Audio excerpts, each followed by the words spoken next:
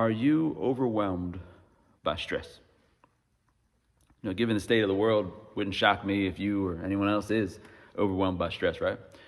Can't do anything about stress, but being overwhelmed by stress, it's a different story. It's like a wrestler kind of pinning you down, but they won't finish you off. They just kind of have you down there suffering, and you feel like you can't get up, right? But the good news is that you normally can get up. You might just choose to stay down there, right?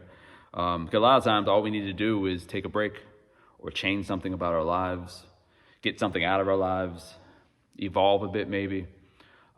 Maybe just need a sabbatical, whatever. But there are things that we can do that we just don't do. A lot of times just out of fear.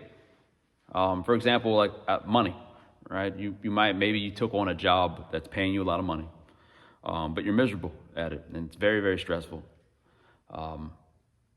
And you're afraid, like that you should leave that job, probably for your own well-being and for the well-being of your family.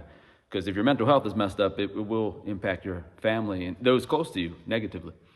You should do it, but you won't because the money, right? You might even justify it, say, well, this money I'm getting is paying for everything for my family.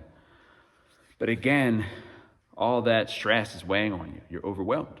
You feel pinned down by life.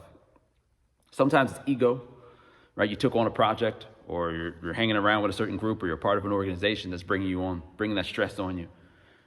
But you said, hey, I'm going to be a part of this, or I'm going to do this. And now it's weighing on you. But your ego won't let that go, in some cases, like for me, a lot of times it's just the now what. If I do take this break, I do take this time away, or if I do leave this thing, then what will I do? The now what? But a lot of times has to do with fear. And we prioritize these things over our own well-being and the well-being of our families.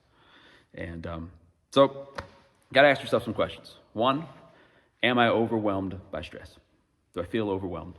And then you have to ask yourself, what are you doing about it?